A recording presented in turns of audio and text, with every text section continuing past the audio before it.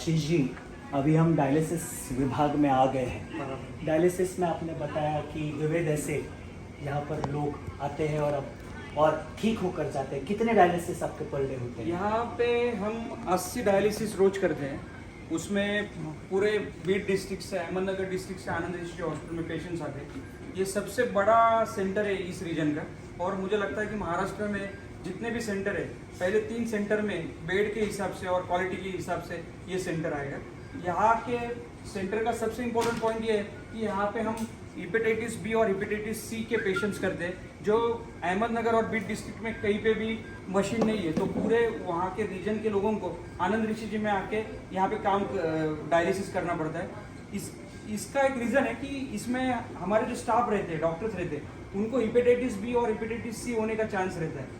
उसमें infection spread होने का चांस रहता है। तो लोग चाहते हैं कि वो काम न करें, लेकिन हमने नहीं किया तो ये पेशेंट को पुणे या मुंबई जाना पड़ेगा। तो उस वजह से आनंद ऋषि हॉस्पिटल में ये सुविधा है। यहाँ पे 30 बेड का डायलिसिस यूनिट है। आईसीयू में भी जो पेशेंट रहते हैं किडनी के, उनके लिए अलग 4 मशीन है, और यहाँ का 30 मशीन है। 35 बेड्स आनंद ऋषि हॉस्पिटल में डायलिसिस के लिए है। और ये महात्मा ज्योतिबा फुले जन आरोग्य योजना के अंतर्गत यहाँ पे जो पेशेंट्स आते हैं उनको हम मुफ्त सेवा देते हैं। और इसमें आपका कैल्शियम के लिए, जो ब्लड के लिए, और जो डायलाइजर ट्यूबिंग उसके लिए जो मेडिसिन लगते हैं, जो डायलिसिस के लिए मेडिसिन है, उसमें हमने इंक्लूड किए हुए हैं। सर, आपने बताया कि आपको मेडिसिन लगते हैं, इतनी सारी मशीनरी लगती है, एमआरआई मशीन्स है, डायलिसिस मशीन्स है। कितनी एमआरआई मशीन्स आपके पास में है? कितनी डायलिसिस मशीन आपके पास है? नहीं, एमआरआई मशीन एक है, 1.5 टेस्ला का है। सीटी स्कैन के 2 मशीन है, और ये 30 बेड का डायलिसिस यूनिट है, और 4-5 बेड आईसीयू में। तो ये सब वो 30 बेड्स का यहाँ पर ये पूरी सुविधा है। अलग आईसीयू में और भी सुविधा है, जहाँ 80 ऐसे डायलिसिस पर डे होते हैं। हेपेटाइटिस बी कॉम्प्लिकेटेड ऐसी ये डिजीज है जहाँ पर डॉक्टर्स सेवाएं देते यहाँ पर नजर आते हैं। और ये सबसे इम्पोर्टेंट पॉइंट है कि ये जो पेशेंट्स रहते हैं, इनको एक बार किडनी फेल होने के बाद लाइफ लॉन्ग जब तक वो ये करते हैं, एक तो ट्रांसप्लांट करना है या डायलिसिस करना है, ये 2 ही ऑप्शन रहते हैं। तो ये जब तक वो जिंदा है तब तक उनको डायलिसिस करना पड़ता है।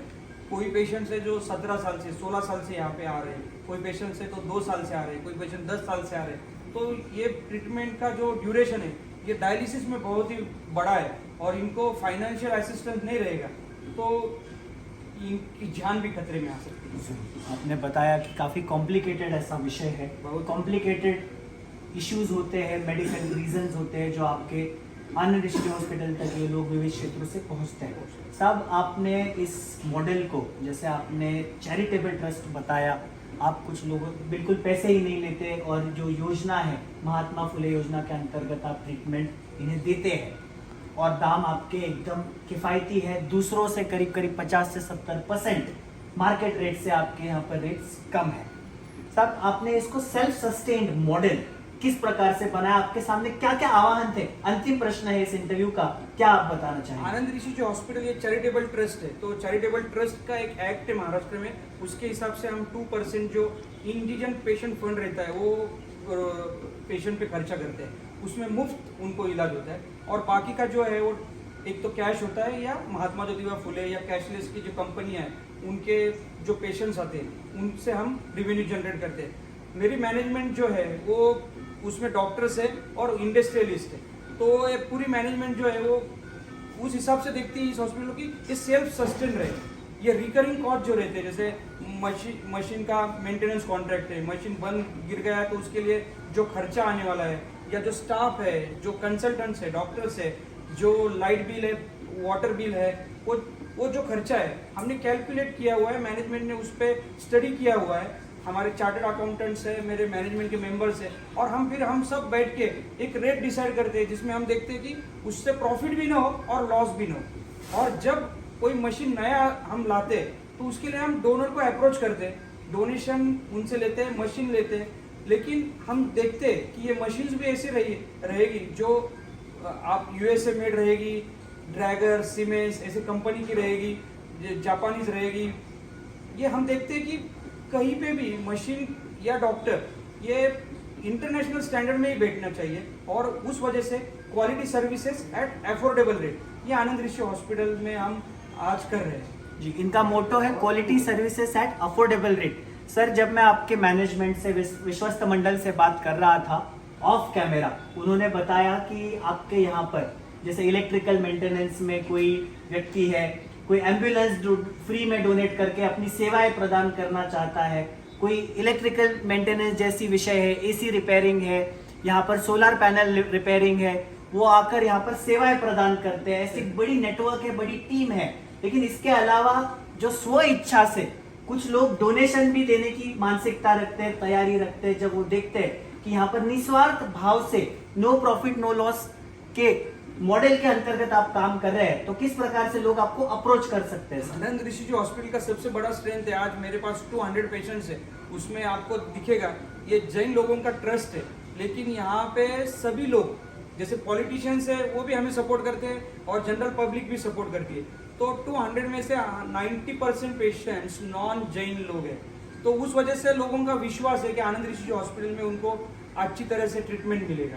तो इस वजह से जो दूसरे धर्म के लोग हैं या जैन लोग हैं, उनसे मैं अभी 20 साल से काम कर रहा हूँ, उनसे उनके हिसाब से हम कभी मांगने जाते नहीं, वो खुद लोग आते हैं, आगे आते हैं। जब कभी हमें मशीनरीज लगते तो 2 लोगों का, 4 लोगों का, 6 लोगों का ग्रुप बना के जो डोनर्स होते हैं वो हमें डोनेट करते हैं, हम मशीन्स लाते हैं और उसका उपयोग रुग्णों के लिए करते हैं। बिल्कुल, ना नफा ना तोटा मॉड्यूल में जैसे आशीष जी ने बताया कि ना वे कभी कहीं डोनेशन मांगने जाते हैं, ना इनका विश्वस्त मंडल किसी को अप्रोच करता है। बहुत बड़ी बात आज सोशल मीडिया के माध्यम से, पोल खोल के माध्यम से आशीष जी ने यहाँ पर बताई है। लेकिन स्व इच्छा से, सेवा की भावना से कुछ लोग आना चाहते हैं तो वे आकर डोनेशन देते हैं और इस सेल्फ सस्टेन्ड मॉड्यूल में वे कार्यरत है। साहब, जैन सोशल फेडरेशन जो है उसका मोटो ही है, उसका लोगो है एकगा मनुष्य जय, पूर्ण मनुष्य जात एक ही है। तो इस वजह से पहले से आदर्श महाराज साहब के मार्गदर्शन जो होता है हमें, उसके हिसाब से ही हम ये काम कर रहे हैं। तो यहाँ पे धर्म, जात, क्रीड, कलर हम कभी देखते नहीं सर। बिल्कुल, ना यहाँ पर जाति का भेद है, ना नस्ल भेद है, ना विशिष्ट प्रकार की जातियों को प्राधान्य दिया जाता है।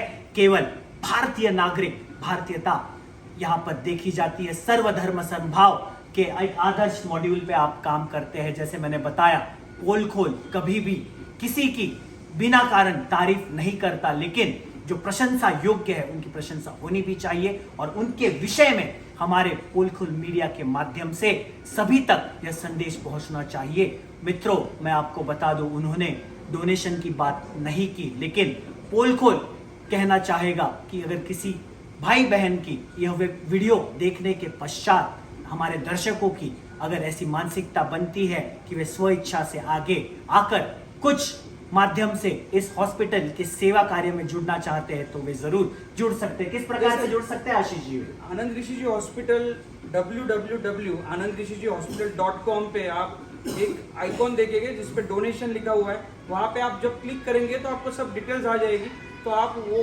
ऑनलाइन भेज सकते हैं या आनंद ऋषि जी हॉस्पिटल में आप आके यहाँ पे जो अकाउंट्स डिपार्टमेंट है या मुझे अप्रोच कर सकते हैं और आपको जो राशि देनी है, जो आपका मन कर रहा है वो आप डोनेट कर सकते हैं। यहाँ पे हम मशीनरीज के लिए भी डोनेशन लेते हैं, जो गरीब पेशेंट्स है उनके लिए भी डोनेशन लेते हैं। ऐसा कुछ नहीं कि आनंद ऋषि जी हॉस्पिटल को ही डोनेट करो। आप मशीन है, कोई अभी जैसे कैंसर का मशीन है, उसके लिए हमारा 1 करोड़ जनरेट करना है तो उसके लिए भी आप दे सकते हैं, या हॉस्पिटल का जो टोटल इंफ्रास्ट्रक्चर डेवलपमेंट है उसके लिए भी आप दे सकते हैं। जरूर पोल खोल मीडिया आपसे अपील करना चाहेगा, आपके स्व इच्छा से आप आगे आ सकते हैं। ना विश्वस्त मंडल ने, ना डॉक्टर ने, ना एडमिनिस्ट्रेटिव विभाग ने, किसी ने भी कुछ इस प्रकार से फोर्स नहीं किया है। सेल्फ सस्टेन मॉड्यूल पे वे आगे चलते हैं। साहब, आपका कीमती ऐसा समय मिला आपके भविष्य की योजनाओं के लिए, आनंद ऋषि जी हॉस्पिटल के लिए, आपके फाउंडेशन के लिए पुनः एक बार बहुत बहुत शुभकामनाएं। धन्यवाद सर, बहुत बहुत धन्यवाद। धन्यवाद। हमारे दर्शकों को प्रणाम, नमस्कार।